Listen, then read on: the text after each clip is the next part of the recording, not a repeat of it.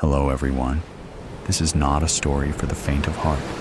Today, we will be stepping into the darkness of the most gruesome cases, where evil not only exists, but also leaves bloody and haunting traces. This is Real Gruesome Murder Cases, a series of true stories about murders that made the whole world shudder.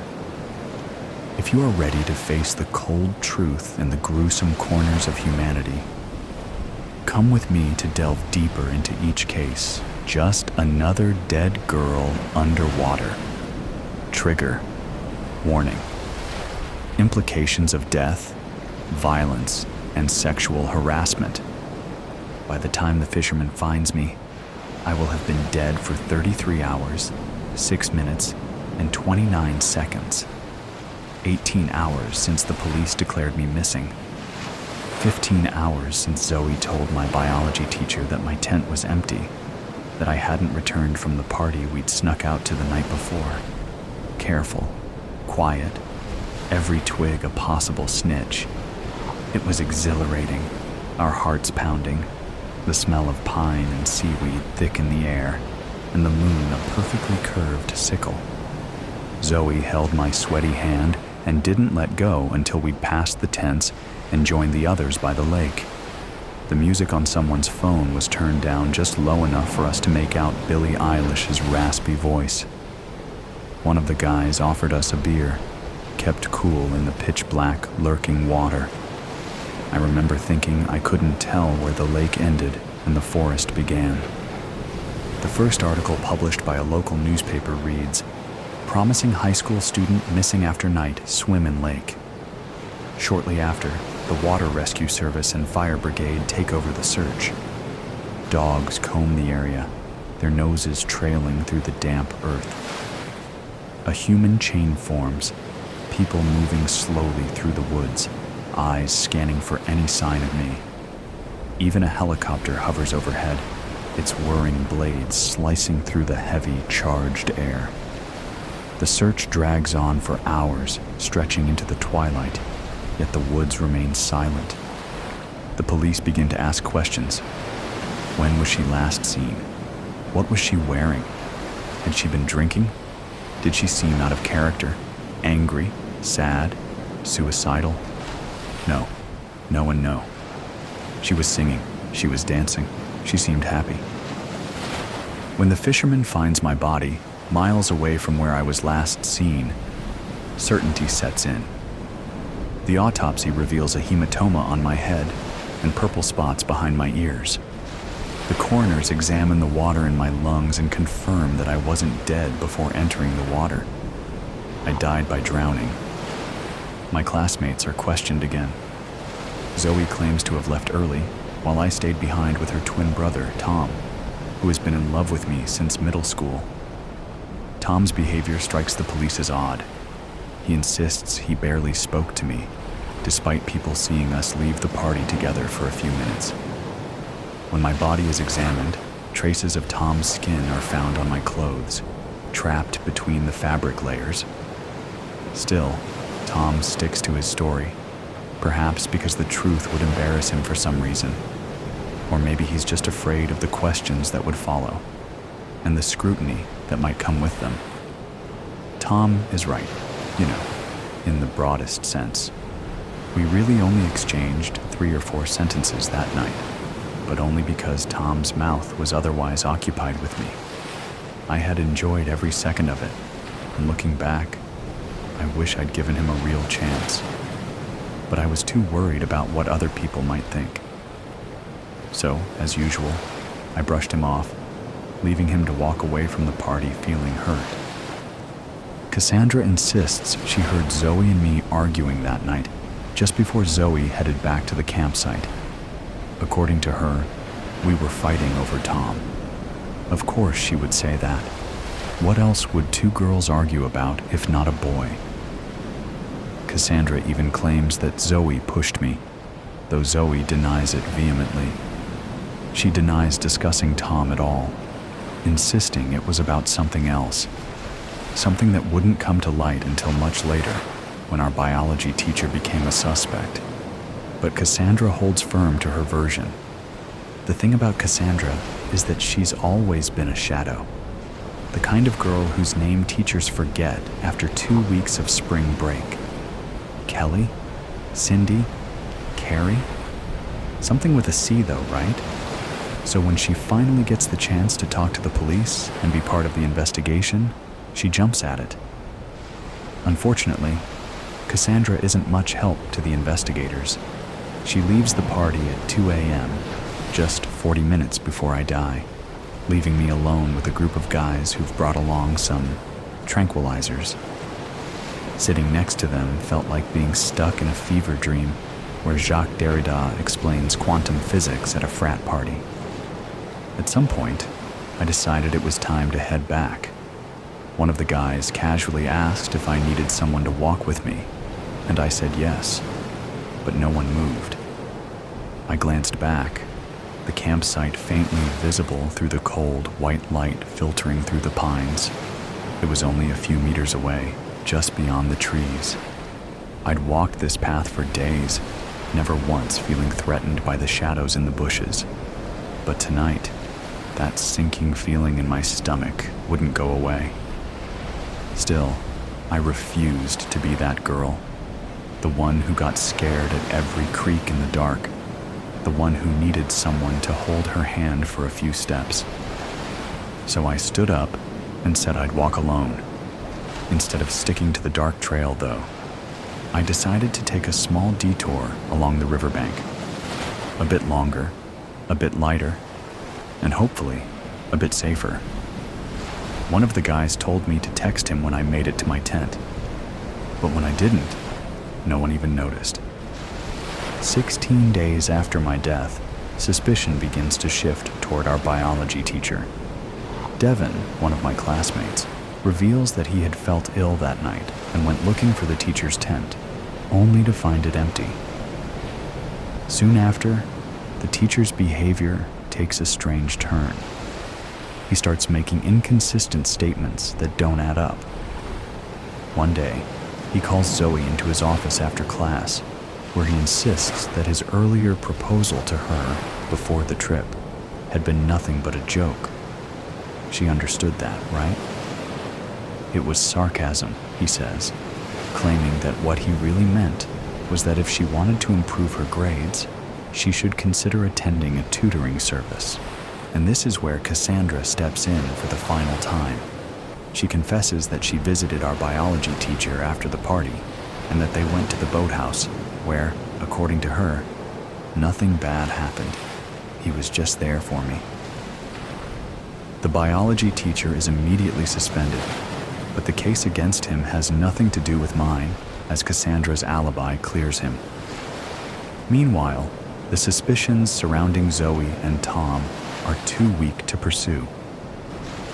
My case remains unsolved, and eventually, people begin to accept the idea that it was just a tragic accident, that I must have hit my head when I jumped into the water. They agree that I seemed unhappy, not just that night, but in general, and that my relationship with my parents, who expected me to excel in everything, was strained. Perhaps the pressure had finally got to her. It's all unsatisfying, of course. Unsatisfying for the local magazine, whose updates eventually dry up. Unsatisfying for the police, left with yet another unsolved case on their desk. Unsatisfying for my parents, who, decades later, will say in an interview that not a day goes by that they don't think of their little girl. Maybe one day a classmate will write a college essay about my case, reflecting on how it taught them that life can end in an instant. Maybe my story will end up on a true crime podcast, or perhaps Netflix will stretch it into a tightly structured 8-episode miniseries where my body is discovered just 3 minutes in. Enough time for viewers to decide if they'll keep watching.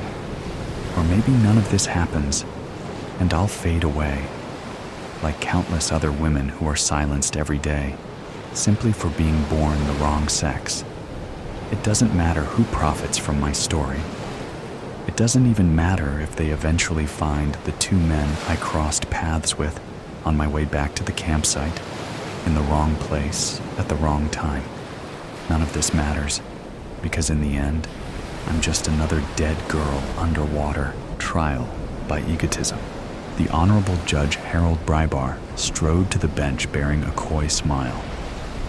The court knew that smile well, as did millions watching on view screens all over Mars, as did tens of millions back on Earth who wouldn't get the feed for another hour or so. They also knew the arch of his thick gray eyebrows, the well-trimmed salt and pepper hair he'd gracefully let recede, the petite spectacles he wore when reading, and the mild way he cleared his throat to bring the whole courtroom to attention. In offense to all known theories of jurisprudence, Judge Harold Brybar was a celebrity judge, and there was nothing anyone could do about it. As Brybar sat down, he produced his legendary gavel from the folds of his cloak. It was the gavel that had sent General Sabrina Gallo to the slammer. It was the gavel that had brought justice to the ungrateful eight. It was the gavel that had, so mournfully, let the Scarlet Assassin walk on a series of technicalities. Years ago, a rookie reporter dubbed it the cinematic hammer of justice, and the moniker stuck, though Brybar only laughed and shook his head ruefully when asked about the moniker. Chekhov would have surely side-eyed this fabled instrument of law and order. "This should be the final day of the trial," Judge Brybar said, after customarily clearing his throat. "If Miss Toddle's statement runs long, we'll cut for lunch at 11. How long do you think you'll go?" He flashed a smile at the defendant. "An hour should do it." Marissa Towdle flashed a smile right back between lips stained dark red. She came to court in a maroon pantsuit with a long matching jacket that almost reached the ground, and dark lipstick and fingernail polish to match. Stylish, but for her, understated. Earlier in the trial, she'd favored brighter colors, including a pastel blue skirt that drew immense attention, much of it mockery, in the press. She'd been on trial for previous burglaries and had proven as much a celebrity as the judge overseeing her case. That she'd taken to defending herself only heightened the circus atmosphere. You couldn't wish for a more theatrical combination of defendant and judge. "Excellent," the judge said.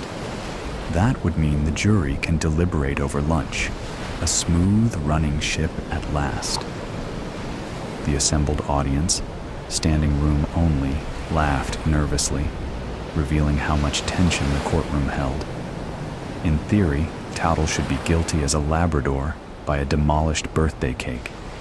She'd been caught red-handed in the most elaborate and movie-like theft in the history of the planet after all. But many speculated Towdle had a trick or two up her sleeve. Gambling websites gave her a 15% chance of acquittal, and even a 5% chance of escape. The third prime participant in this drama feels ordinary by comparison. Veronica Brief charted a conventional path as she rose through the prosecutorial ranks. Top grades, hard work, schmoozing, ambition, and a photographic memory. There's little reason to elaborate on her story. Veronica had aimed for calm, efficient, and professional as her persona. She let Marissa and Judge Brybar provide the entertainment. The stately prosecutor drew little mention in the tabloids despite overseeing the case of the millennium. And she'd presented a good case, which was easy in one sense because of how strong the evidence was. Someone had stolen the twin pins of Mars, diamond-encrusted spikes that ceremonially finished the oxygen dome of the first Martian city. Marissa Towdle was a known high-stakes burglar and ex-con. She'd been present at the benefit concert from which the pins were stolen. She'd purchased the chemicals needed for the distracting foam bomb that had gone off at the concert. And most damningly, one of the diamond pins had been found in her very apartment. The list of witnesses and items in evidence is so long that again, there's little need to go into much detail. The most troubling possibility was that if the jury liked Marissa too much, that they were simply so entertained, they might ignore the evidence and vote for acquittal. Today, the defendant would make her last appeal. Today, Marissa Towdle, who'd fired her lawyers after just 4 days into the proceedings, would make her closing argument. She wasn't a lawyer, had never been to law school, and committed innumerable mistakes of law throughout the trial, but she still possessed the supernatural confidence of a legendary burglar, so she'd plowed ahead, learned from each mistake of process, always found a way to laugh with the audience as she suffered a series of sustained objections against her. The Red Planet stood entranced, listening to how she would make her final plea.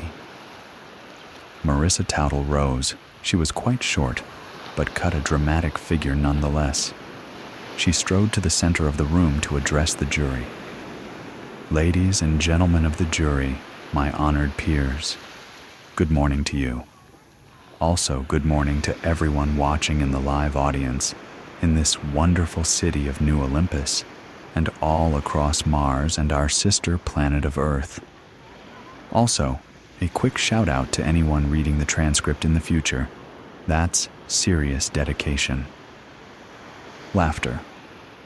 The prosecution has done a thorough job presenting the evidence against me, and I would be foolish to claim no fear. They found one of the diamond pins at my apartment. Can you believe my incredulity? Without that one piece of evidence, all they have is hearsay and circumstance. And who hasn't been hurt by hearsay and circumstance? I was sorely mistreated on the day they overturned my home. Veronica had decided early in the trial not to be surprised by anything Marissa said. Here she was, starting her final defense by bringing up the single strongest piece of evidence against her, submerging it in a strange cocktail of jokes and grievances. Still, she was as oddly compelling as she'd been the whole trial. Have I mentioned how good you look, jury? The fall weather has really brought out your fashion sense, such lovely browns and greens. I'm going to miss you all when this trial is finally over. And soon it will be over, won't it? Oh, I don't know if this is legal.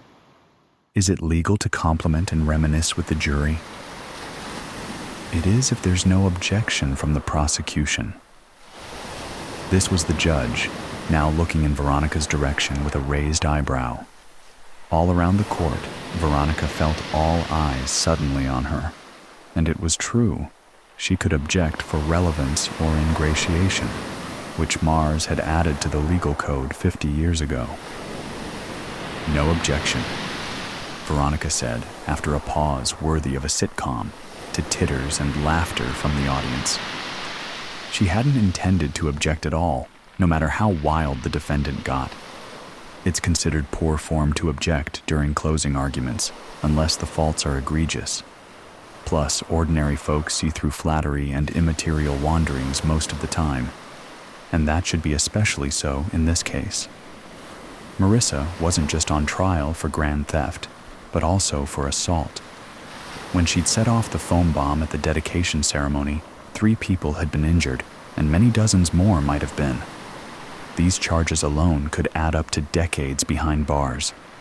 A jury might excuse burglary if they liked a defendant, but harming innocent spectators? No way, Veronica thought. Marissa had avoided lengthy prison sentences from previous burglaries through clever negotiating, and because she'd always been careful to avoid violence. Now, she might be mere hours from a lifetime in prison. How was she so calm? At this point, Marissa had moved on to a PowerPoint presentation with a selection of quotes projected onto the large screen across from the jury, with certain words highlighted for effect. The rotten witch made all the plans and said it would be an easy score without any risk of harm to anyone. That's what one of my supposed henchmen said about me, if you'll remember. I don't see why that insult was necessary. Read the next quote, this time from a witness who supposedly saw me outside the concert hall. She was laughing like a hyena, or like some evil witch. With the shouting inside, I could barely hear her, but I was close enough I could just make out the cackle. I could read each and every one of these quotes, each more demeaning than the last, but you can look over the full list if you've got the stomach for it. So many horrible things said about me, which I don't mind. I can accept taunts and jeers. But it is certainly interesting that so many of these witnesses couldn't help but include spiteful, disparaging remarks. And you'll notice how many bring out the W word.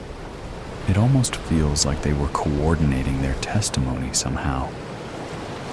Veronica caught a glimpse of the jury. She read ambivalence on their faces.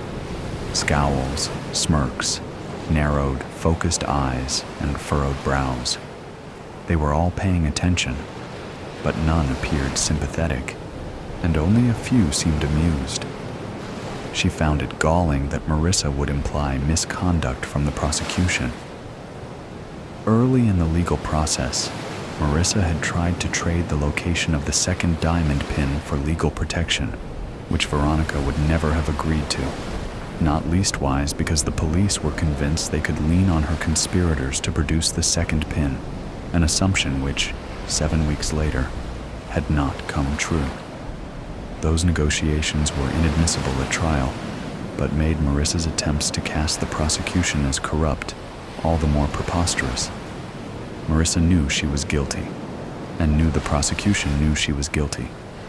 And then there's the matter of the diamond pin of peace, found in my apartment, right under my very bed. It's the linchpin of the case against me. But do you find that likely? That a supposed master criminal would conceal the single most damning evidence in the most obvious and cliched place to hide something? Ha! And that underscores my next point, that the diamond pin of prosperity is yet to be found. If I had stolen them both, why hide one in an obvious place, then another where the police have yet still to find?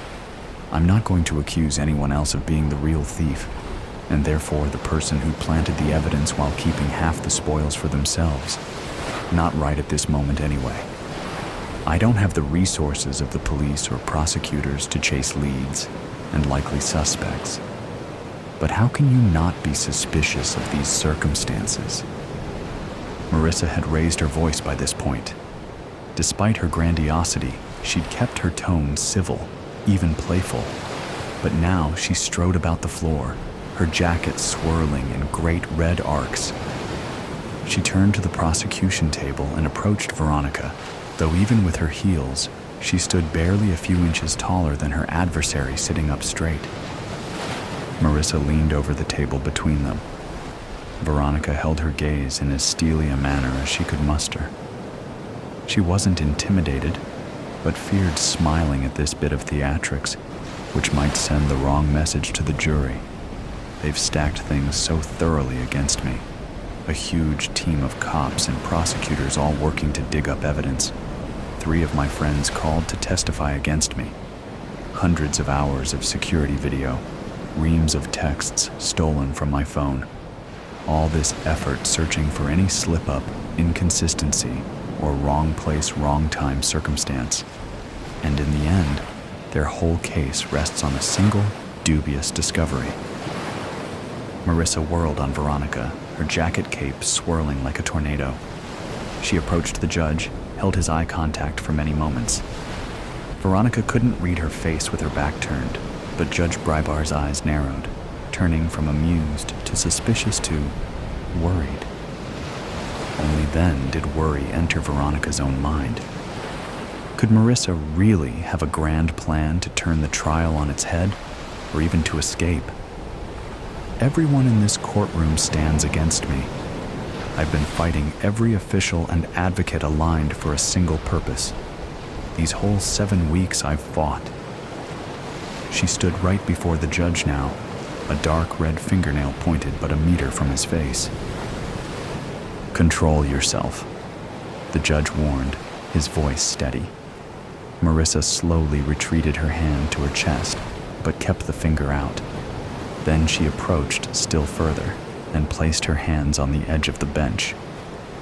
Judge Brybar screwed his face up in an apoplectic grimace.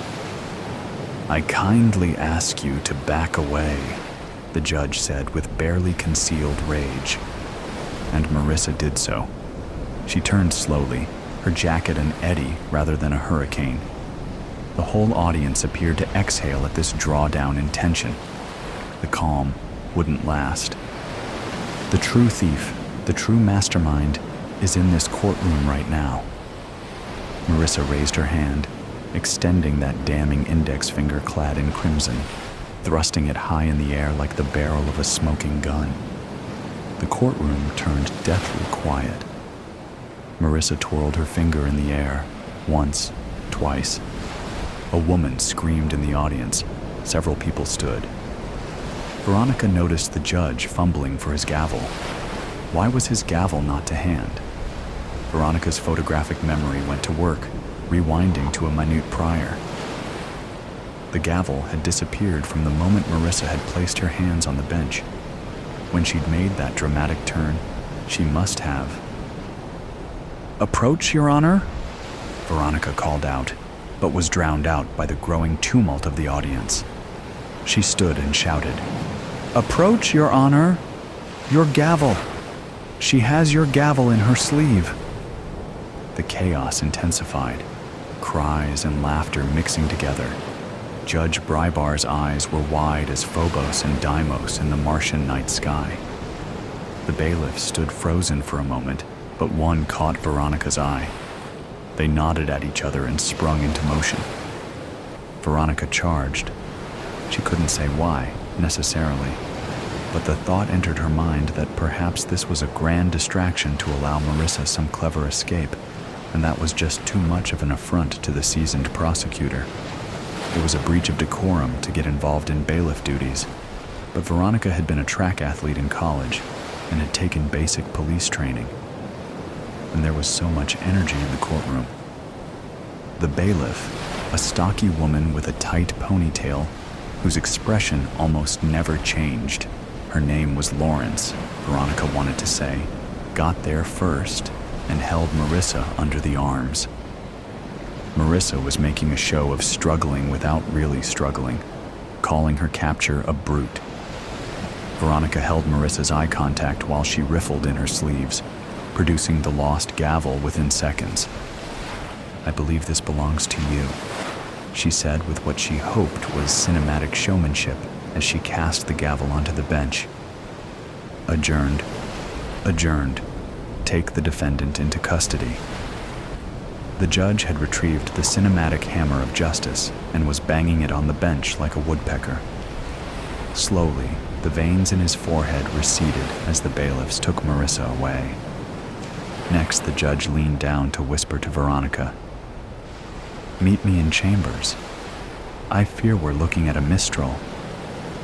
Of course, a mistrial. Was that Marissa's plan? But how would this help her? More chances to escape, maybe, but then she'd surely earned tighter security from this fiasco. She'd wait in prison for the next trial, and the evidence against her would be as strong as ever. Why had she done this? Why had she made such a scene? But then, she'd so loved playing the lawyer, stirring up drama and having all eyes on her. These last 7 weeks may have been the most exciting of an already legendary life. With this performance, Marissa Towdle hadn't earned her freedom, but she'd earned another shot at being the center of the known universe, obscure recollection. "Dad, where are the yams at?" Frankie yelled up the basement stairs. "Behind the peas, son," Dad yelled back.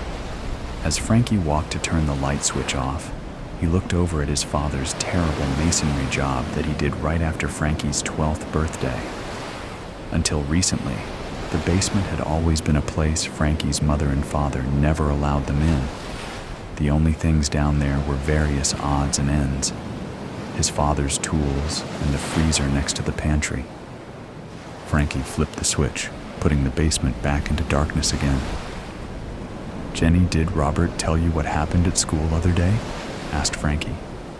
No, he never calls me anymore, said Jenny.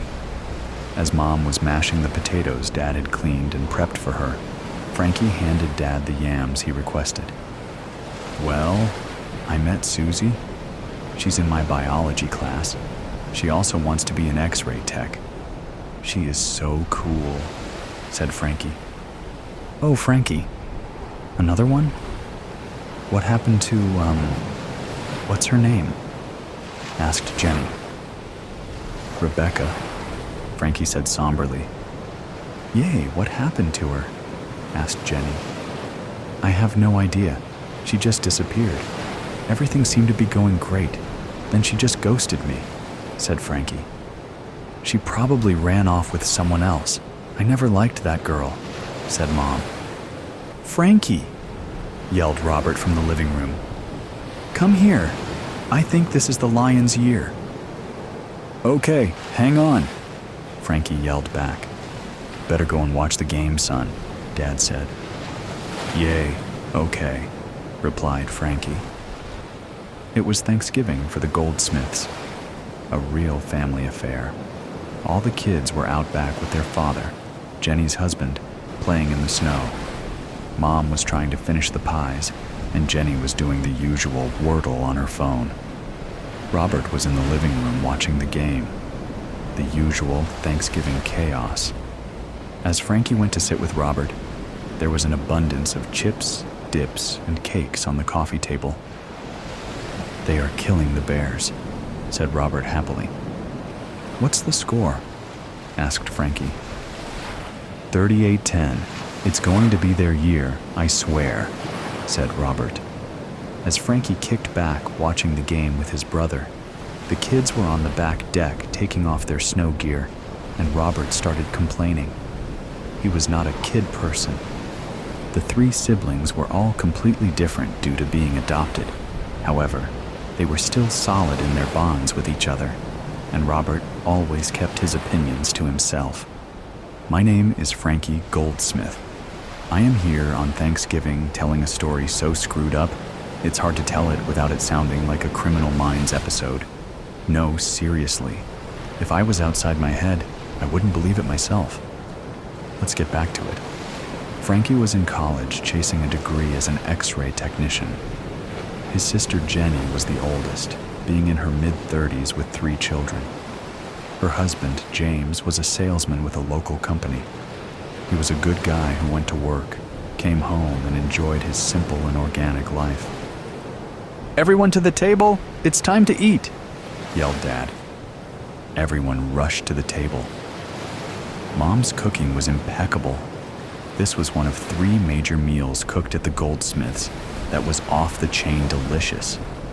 The other 2 are Easter and Christmas New Year's. All the food was great and unique to its holiday. As they gathered around and sat, Jenny's twins, Lenny and Lucy, started arguing. I want to sit next to him, shouted Lucy.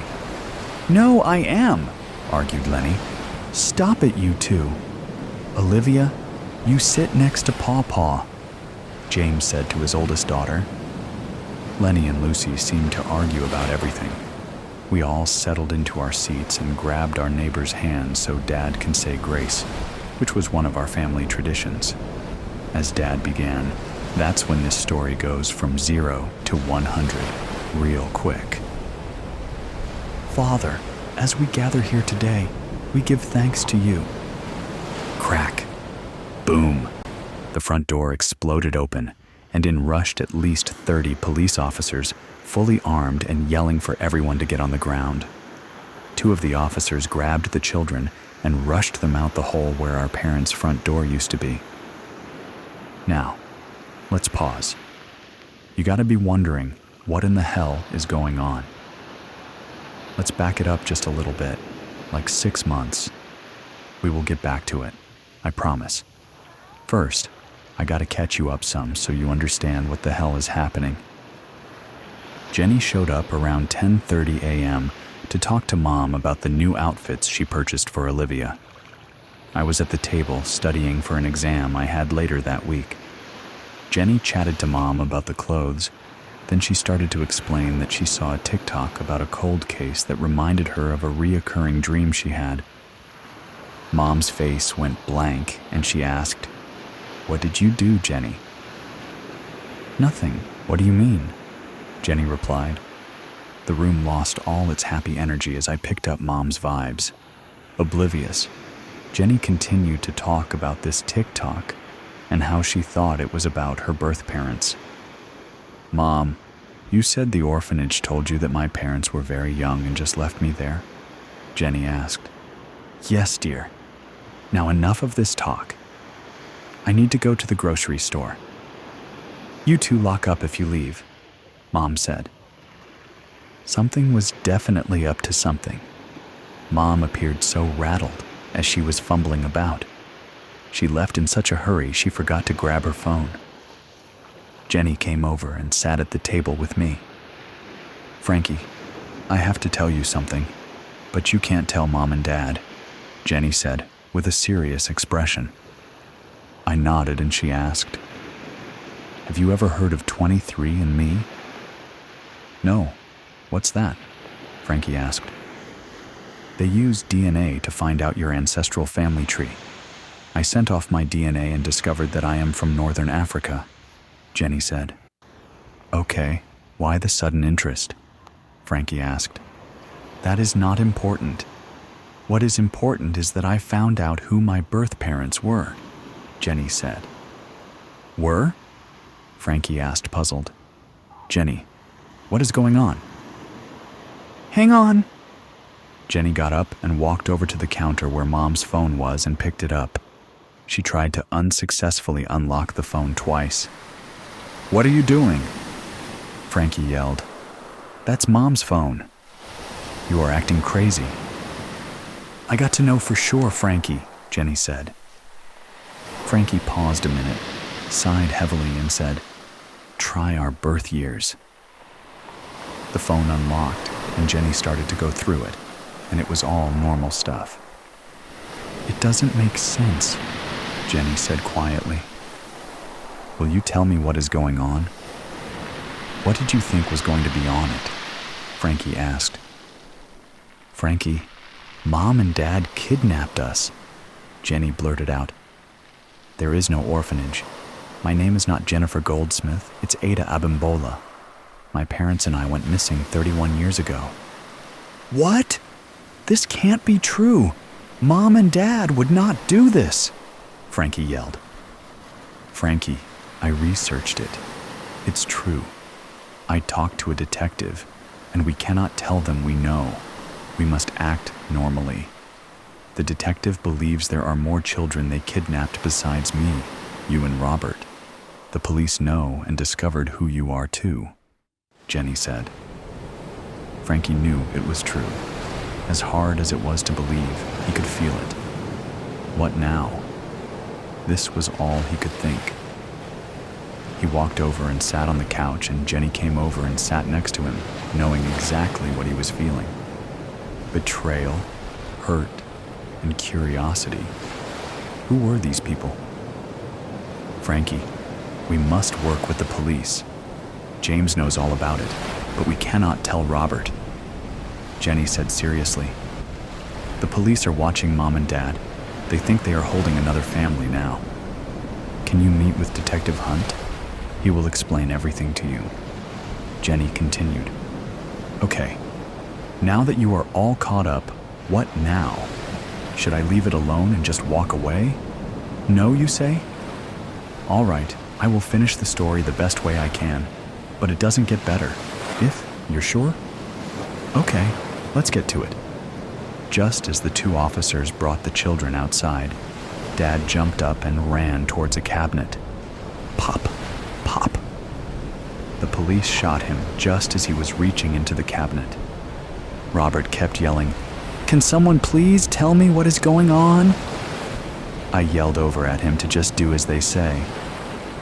Mom got onto the floor, and it was obvious by her face that she knew exactly what was going on. The gig was up. As I was lying on the floor, I looked over at Dad, and he was not moving, just bleeding out. I did not feel any remorse. The officers handcuffed Mother and led her out the door. They let the rest of us get up. Jenny, James, and I took Robert over to the couch and told him what was going on. He just sat staring blankly, not saying anything. Life seemed to come to a halt after that. Everything played out exactly like Detective Hunt said, except one detail. They never expected that one, overlooked detail. The police took Dad, or Thomas Dunning's phone, and found evidence of everything. Information and photos of all the children they abducted, the ones they sold, the parents they killed. In the basement, they found the remains of over 40 bodies behind the block wall, as well as a torture chamber. They also discovered multiple storage units spread across 7 states. There was one thing that Detective Hunt could not figure out until this day, right now. As I tell this story, there is one more loose end. What changed 18 years ago? Why did they change their MO? Detective Hunt cross-referenced everything. Who was helping them abduct these children? That is when I figured it out. Well, it was something I just felt. Do you want to know? Okay, I'll tell you. It has been about 6 months since the takedown. This was the weirdest affair Colorado had ever seen. Jenny, Frankie, and Robert tried to move on, but it was almost impossible because their life was now on every news station. Frankie tried moving twice with the same result. One day, Robert was visiting, and he and Frankie were talking when it happened. Something Robert said caught Frankie's attention, and he knew. The only way Robert could know that was if he was a part of it. Frankie bought a gun for protection, and he tried to act normally as he went for it. He slid the drawer open as Robert watched. Oh no, it was gone. Frankie looked up and Robert motioned him to sit down. The end? Or was this all an obscure recollection? R.I.P. Michael Brent Haddix. I want to dedicate this one to my brother. At 6:30 p.m. Saturday, my brother passed away. He had been battling liver failure for 2 years. Thanks everyone at Reedsy. You guys really are my friends and colleagues. I found writing and left alcoholism behind. This community has been my therapy to keep me away from this disease. I miss you already, Michael. A rare gift for Christmas. My 6-year-old daughter Mandy and I were doing some last-minute Christmas shopping on Christmas Eve. She had been well behaved all day as we gal-palled around the mall. I just had one last stop to make before leaving. I wanted to check a department store for a shirt for my mom. I only looked away long enough to compare 2 articles of clothing. That's all the time it took for her to disappear. I knew better. I knew how she was, just as all kids are. The ornate tree, the twinkling lights, a toy train delivering presents around the bottom of the tree, pictures of Santa, toy displays, racks full of candy. There's a lot to attract a child's attention. At the same time, though, you expect your child to let go of you and explore at a reasonable distance. It's part of growing up. So, when I turned around and she wasn't there, I didn't immediately panic. It wasn't unlike her to wander off. I called for her calmly. I searched the nearby racks because she liked to hide and make me worry. I switched to a more authoritative tone that usually brought her out of hiding. When it didn't, my voice cracked as it shot up several octaves when I began to panic. My voice grew louder as terror seized me. Other shoppers became concerned, watching me, whispering. An older gentleman offered to go find the store manager. We had the store manager call Mandy on the PA. I waited anxiously at the customer service desk, biting my nails, waiting for her to come running up like it was no big deal. She never came. We contacted mall security, who called the police. The mall was shut down and searched. A detective by the name of Sam Renfro kept asking me questions. I answered his questions, but it was hard to concentrate. I kept looking over his shoulder, past him. I wanted to be looking for my child. My heart sank when an officer walked up with her doll in his hand. He found it by one of the rear exits, one of those exits only mall employees are supposed to use. At that point, the detective concluded that we were dealing with an abduction. Horrible, uncontrollable thoughts raced through my mind. I failed her as a parent. She must be so scared. Is he being mean to her? Is he abusing her? Does he intend on sexually abusing her? Selling her? Is he some kind of psycho killer who will take pleasure in torturing her? I hadn't realized it, but I was saying those things out loud after I nearly collapsed. Detective Renfro had caught me and was holding me steady. All he would say was, "Ma'am, we'll do everything we can to find your daughter." The police issued an Amber Alert and set a perimeter to begin searching the surrounding neighborhoods. The detective told me that the best thing for me to do was to go home and wait by the phone. I couldn't see it being a ransom case, personally. I'm a software engineer. I do better than most, but am by no means rich. But as the detective explained, rich looks different depending on whose eyes you are looking through. Debt can sometimes make people desperate, and desperate people do dumb things. In all truth, I didn't want to leave. I wanted to head that investigation. I wanted to know what was going on at all times and be in full control of what was being done. But deep down inside, I knew that wasn't what was best for Mandy. The police chief made an appearance to handle the mob of news crews outside the mall, thank goodness. Their questions were overwhelming, pressing, and unsympathetic.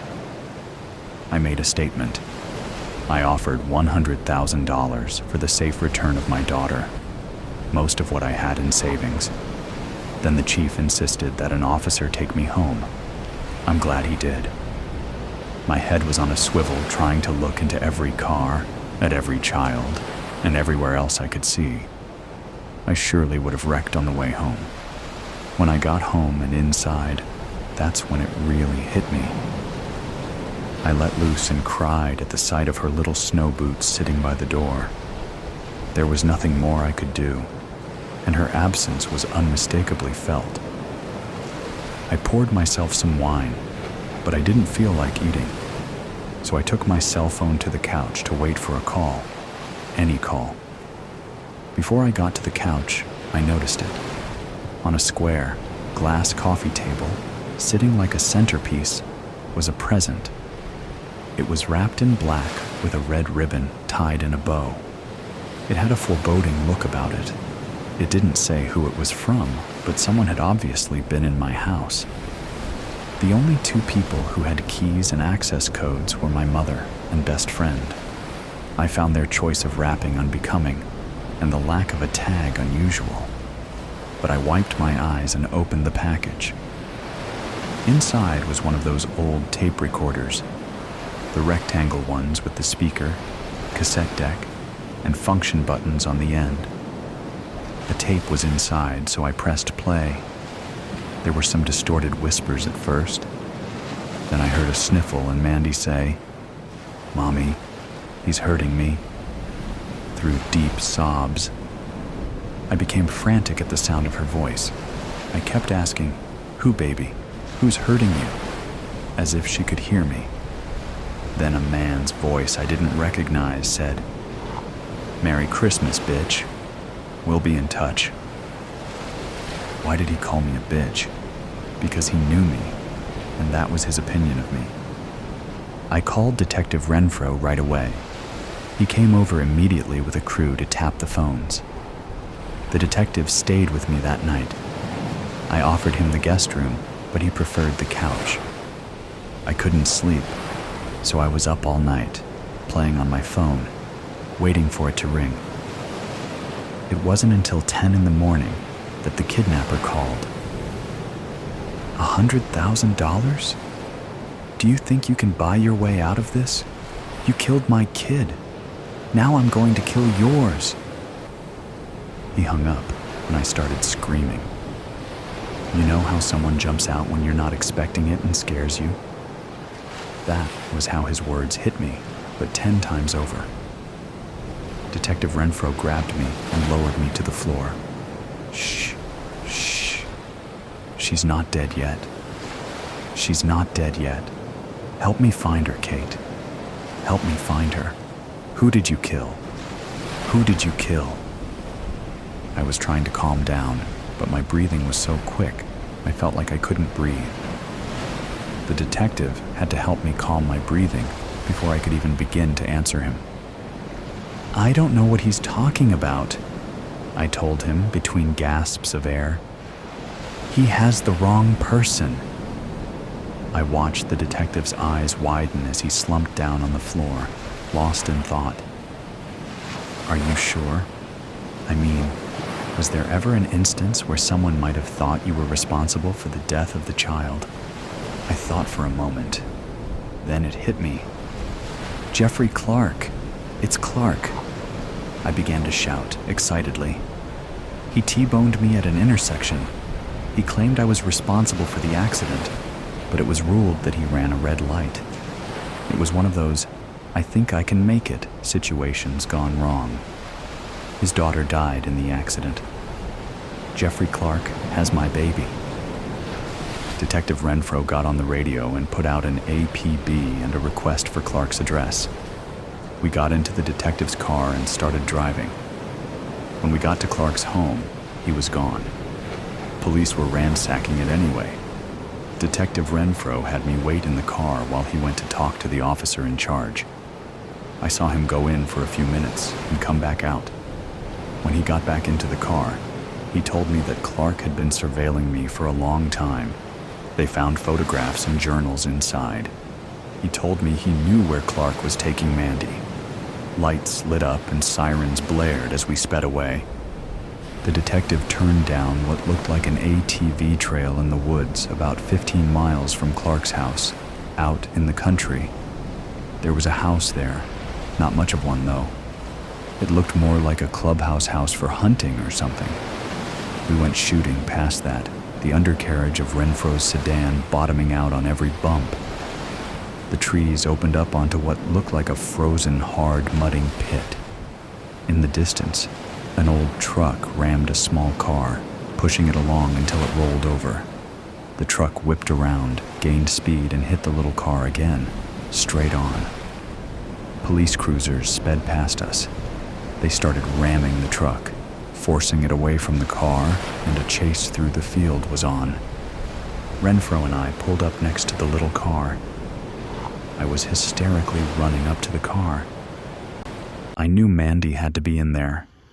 When I looked through the shattered window, I saw that the entire interior of the car had been removed. She had been knocked around in there, unrestrained. She was unconscious and bleeding. Renfro used his gun to knock away shards of glass that were stuck in the window frame and crawled in. I was holding my breath, hoping she was still alive. He said she was still breathing, but didn't want to move her. He climbed out of the car and radioed for fire and ambulance. Jeffrey Clark was eventually forced into a tree. He tried to flee on foot, but didn't get far. He was arrested, charged with kidnapping and attempted murder, then was sentenced to 25 years in prison. Mandy is paralyzed from the waist down. It took a lot of therapy for her to get over the trauma she experienced over those 2 days. She has moved on now. She has adapted to life in a wheelchair and is just as happy as I am that she is still alive. Every time I look at her, flashes of that horrible day flood my mind. They make me realize how lucky I am. Children are kidnapped every day across the nation. According to the incident studies of missing, abducted, runaway, and thrown away children, ISMART, 2,300 children go missing in the U.S. every day. Many of those children are never reunited with their families. A perfect Sunday evening, except for the screaming and blood. A few years ago, I crossed Fairmont Street to avoid the sun. Had I been a hardier soul and stayed on the east side of the street, I might not have met the woman of my dreams. But I did cross the street, and I met Vivian.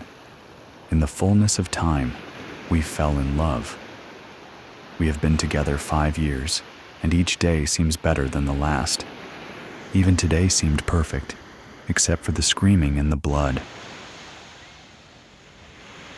"You take the legs and I'll get the shoulders," Vivian said, as she reached down to grab the upper part of the bound and gagged man. I did as instructed, and we tossed the writhing body in the bed of the pickup truck. It wasn't easy because he was a fat son of a bitch. Jason Mobley, the man currently enjoying the view from the back of the truck, is as sorry a human being as we had ever come across. Without delving into the sordid details of his sins, suffice it to say that he has put more than one person in the ground and collected the insurance payout. Vivian's mom was one of the victims. I stopped the truck and slid out. Vivian and I took out the jack, a hammer, and a rope. Jason's eyes widened at the sight of the rope, and he wriggled in terror, thinking we were going to hang him. No, Jason. What we were going to do will be much worse. The first kiss did it for me. I had kissed plenty of women before, but none had the cool fire of Vivian's lips. A subtle, searching hunger, a slight moan, a soft sigh. I was lost in Vivian from that point on. Moving Jason was much easier now because we could roll him. He kicked at Vivian, but she punched him in the mouth and the kicking ceased. You had to admire a woman who could solve a problem with a punch. I set the loop of the rope under the truck and placed the jack inside the loop. Vivian loosened the nuts on the flat tire. Now I could jack up the truck. The flat tire was tossed into the back of the truck, and the spare tire was left leaning against the bare wheel. The scenario was ready. Okay, Deeds, let's get this overstuffed bastard under the wheel. That's me, Deeds, short for Dee Dee. A name made for trailer park trash like me. Let's take the rag out of his mouth. Maybe he has some final words before we do him in. I may have come from a home that had wheels, but common courtesy should be observed. Vivian grimaced at the suggestion, but complied. "I'll kill you. I'll fucking kill both you whores. Let me go." Vivian kicked him in the ribs. Apparently, Jason Mobley never heard of making one's last words memorable. I squatted down beside Jason. "You're gonna have an accident while changing a flat tire. The jack is gonna slip and you'll be pinned under the truck. The weight will crush you, but you won't die right away." Jason tried to wriggle away, so Vivian kicked him in the crotch. Another effective maneuver by the love of my life. "It'll be slow and painful, Jason. I'm a nurse, so I know how these things go. Your chest will be crushed from the initial blow, and then from the pressure. You'll start spitting blood, but it won't do you any good because you'll drown in it. The blood, I mean. You gotta let me go. I have money, lots of money. I'll give it all to you girls." "We don't want your money," Vivian spat out. What do you want? I'll do anything." Vivian stared at Jason. "I just want to see you suffer, then die, like my mom." He started screaming as we pulled the rope taut. The screams could probably be heard a mile away in this still air, but no one was around to hear them. Vivian and I jerked the rope, and the jack slipped, crashing down on Jason. The screaming stopped, replaced by a grunt, and followed by the gurgle of blood in his throat. "Well, he finally shut up," Vivian said. She chewed on a piece of beef jerky but spat the juice out. I never understood that, but she sure looked cute while spitting. That's true love when you think these sorts of things. That's because he can't scream anymore. His lungs are full of blood, and he's choking to death. Slowly, I hope. Oh yeah, he's having a terrible time of it, I said, glancing at the man being crushed to death. He looked pitiful and small, despite his bulk. Say, do you remember when we first met? I turned to Vivian. She had just spat out a wad of beef jerky and put it in a bag. It wouldn't do to leave DNA evidence behind. Smart woman. Of course. You were just standing in the middle of the sidewalk staring at me. It was a little creepy, but also nice. Like someone found me attractive. Well, you were that, are that. Will always be that, I think. Vivian cuddled up next to me, and we watched Jason slowly slip away. It was terribly romantic, watching someone die while embracing your lover. The police department of Vanderpool, Texas doesn't exist, so the county sheriff and his lone deputy took charge. After an exhaustive investigation that lasted almost 10 minutes, they concluded Jason Mobley suffered a fatal accident. He was a dumb shit anyway, the sheriff said. If brains was leather, he wouldn't have enough to saddle a pissant.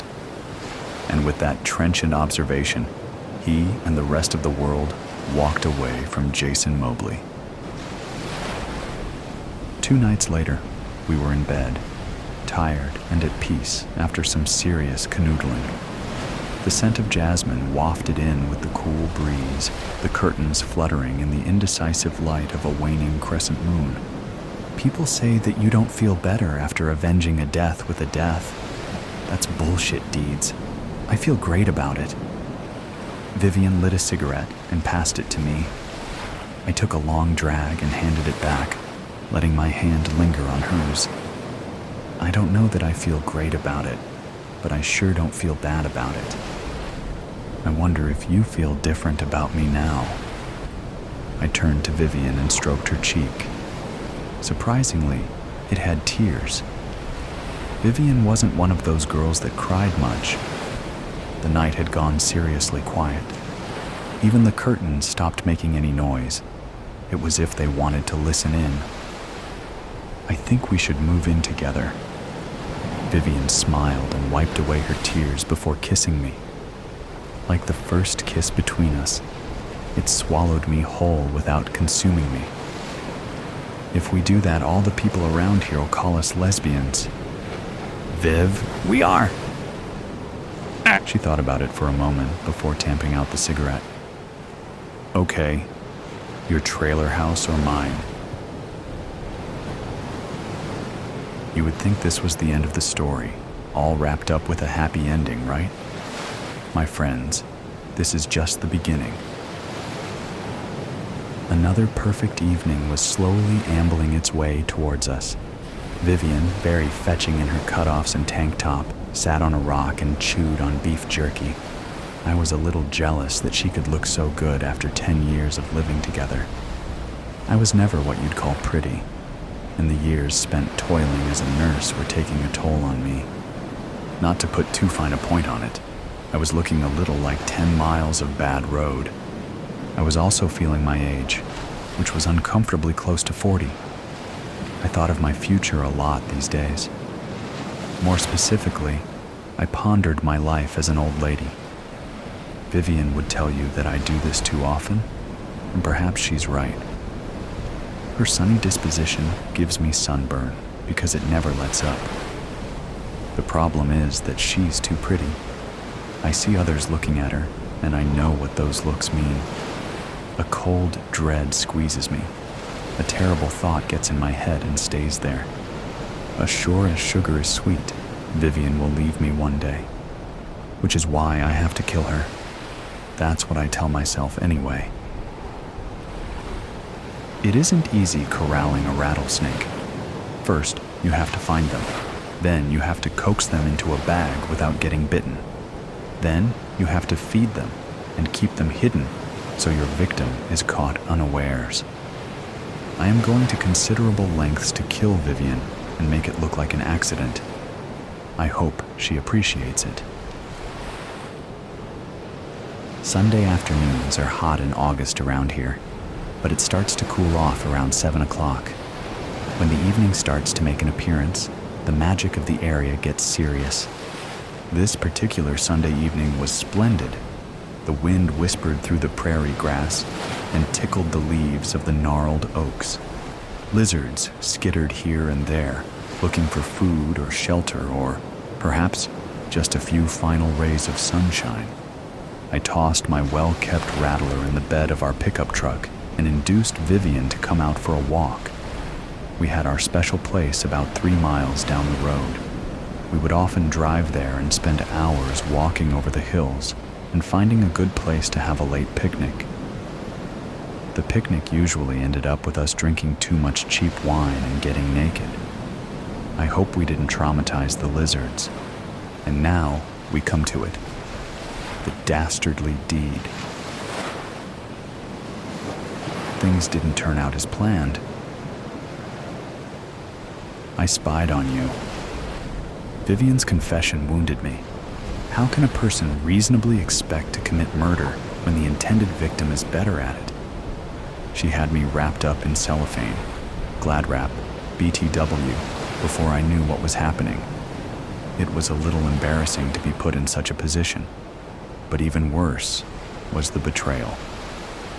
I should have known, though. She stopped kissing me like she used to kiss me. I never thought it would come to this, Viv. But you kept on getting prettier, and I just got older. Vivian took the bag with the snake from the back of the truck and laid it down by my feet. She knelt next to me and stroked my hair. I could see the tears streaming down her face, and her chest spasmed as she tried not to sob.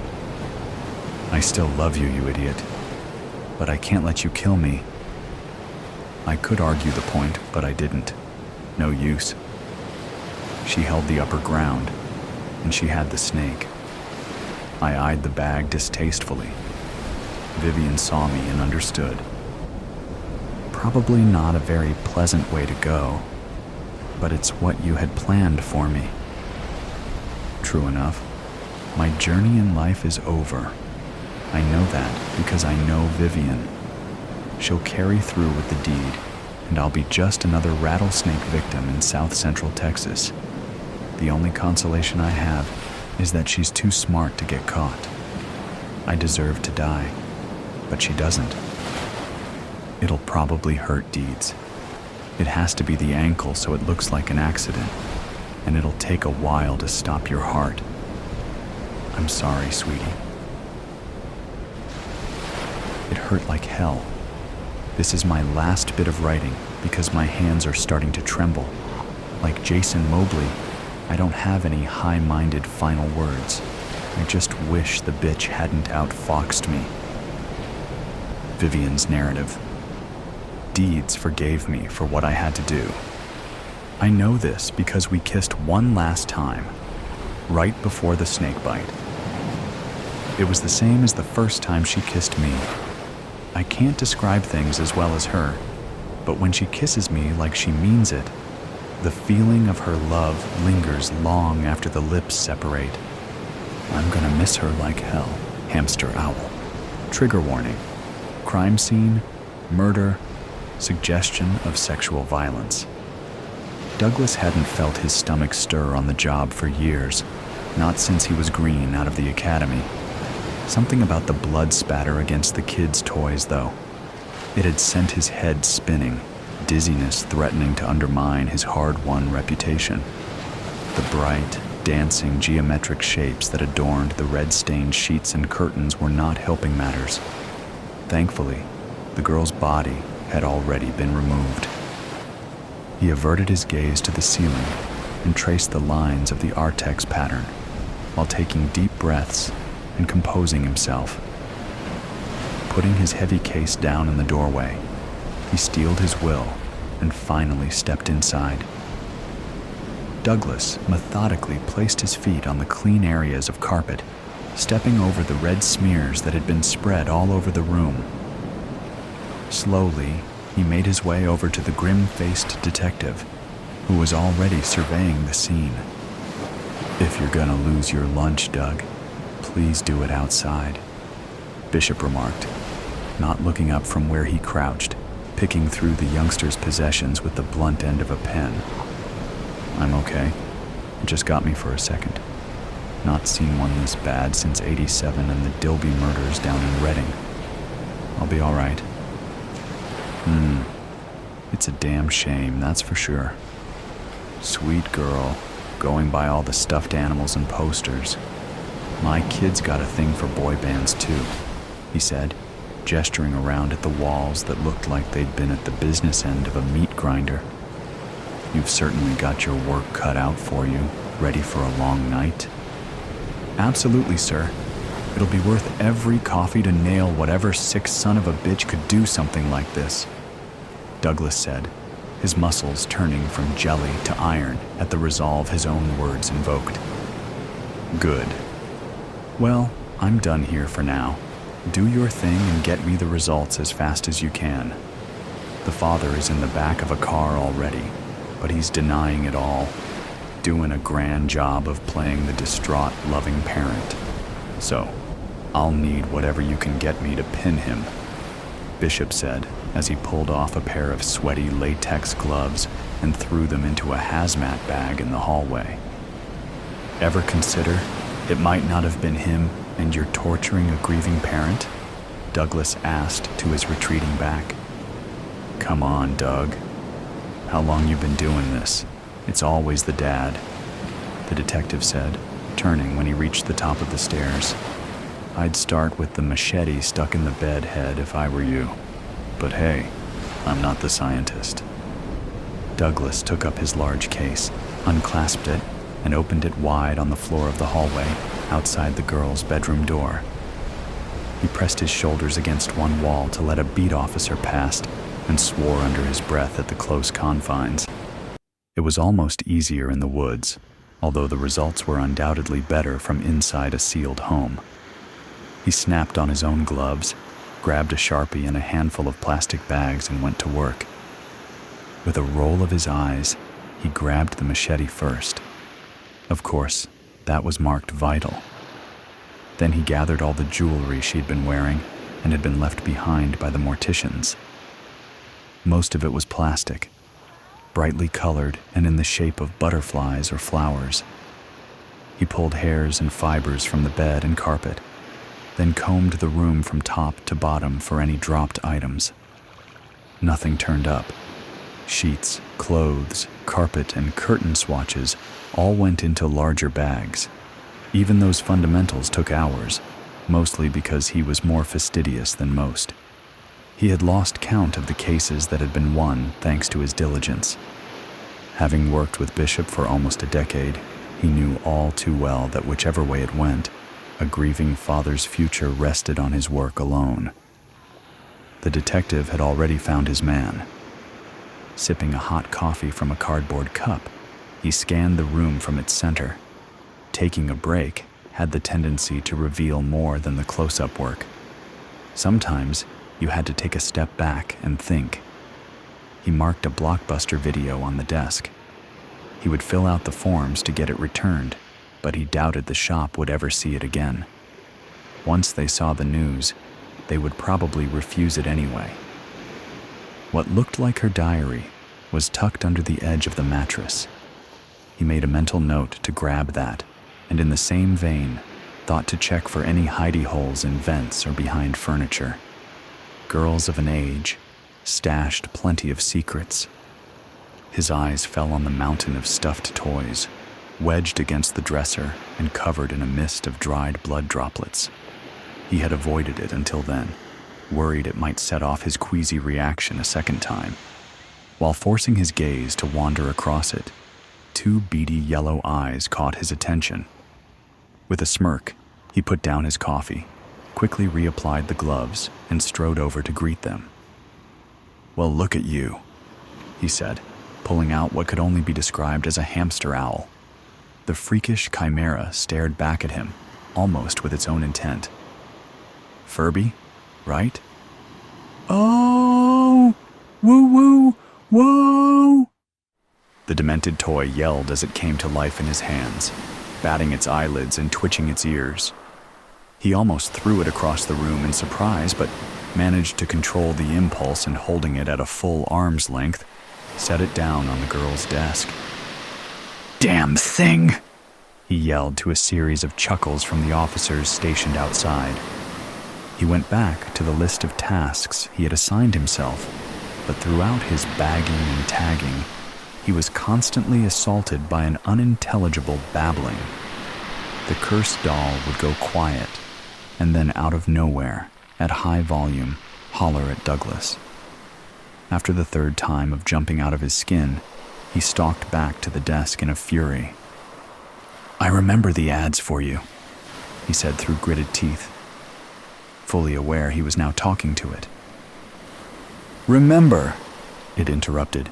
"Yes, remember. Very clever. I remember that you are supposed to be smart. Hell, I'm pretty sure there was a ban on you being brought into the station, in case you could listen in on things you shouldn't. Something about spy software or AI even." "Remember!" the Furby squawked again. You don't seem so smart to me. Just a damn novelty. Do me a favor and shut up!" Douglas roared. He turned his back on it, not wanting to waste any more time trying to figure out how to turn it off. He was almost done and was feeling the impatience of the late hour and the clouded thinking it brought. Yet, before he could take a second step, he spun around at the words the toy belted at his back. "You're mine, bitch." He stood frozen, head cocked to one side and looking into its demon-like eyes. Surely not. "What did you say? Did you remember?" He ventured, not sure if he was pushing the limits of what was reasonable. "Remember, you're mine, bitch. You can't prance around naked in your window like that and expect me not to want you. I might be your neighbor, but I'm still a man." Douglas shook his head with raised eyebrows, let out a sigh of disbelief, and bagged the toy. He marked it as vital. Hopefully it would be enough.